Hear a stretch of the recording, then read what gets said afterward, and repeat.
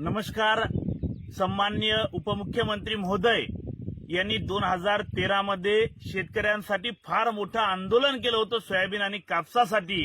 त्यावेळेस त्यांनी सोयाबीनला 6,000 रुपये भाव मागितला होता. त्याचा एक व्हिडिओ आता आपण दाखवतोय 10 वर्षानंतर, आणि तुम्ही सुद्धा ते व्हिडिओ एकदा बघा.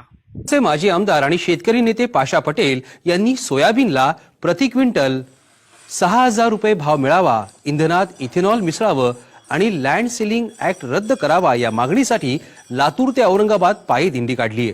या पायी दिंडीत आमदार पंकजा मुंडे पालवे आणि भाजपचे प्रदेशाध्यक्ष देवेंद्र फडणवीस हे देखील सहभागी झाले होते. या दिंडीत 6,000 रुपये प्रमाणे जर बघितलं तर 1,084 कोटी रुपये हे जवळपास बीड जिल्ह्याच्या शेतकऱ्यांना कमी मिळणार आहेत. ज्या प्रकारे शेतकऱ्यांवर अन्याय होतोय, सोयाबीनला भाव मिळत